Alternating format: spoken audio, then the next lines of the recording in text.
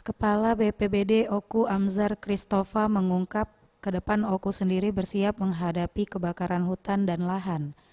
Hal ini dilakukan sebagai bentuk antisipasi perakiraan cuaca panas pada Februari dampak dari badai El Nino yang mengakibatkan cuaca panas dan kekeringan. Oku sendiri saat ini masih terjadi hujan dengan intensitas sedang hingga tinggi. Namun hal tersebut diprediksi akan segera berakhir dan pihaknya sudah berkoordinasi dengan kepolisian dan TNI untuk membentuk satuan tugas.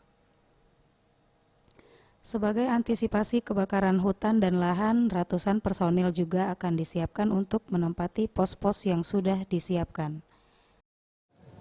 Koordinasi kita pada kalau salah November kemarin, kita mengundang dari BMKG Satklim Palembang. Itu diperkirakan musim hujan ini masih berlangsung sampai akhir Januari. Nah, transisi antara hujan dengan musim kemarau 2023 ini pada Februari.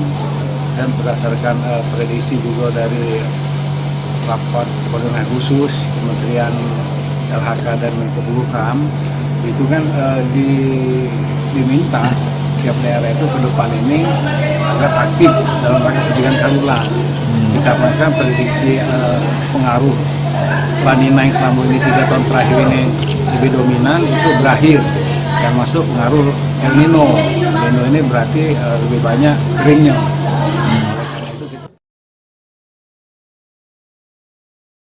Bagus Mihargo, Sriwijaya TV.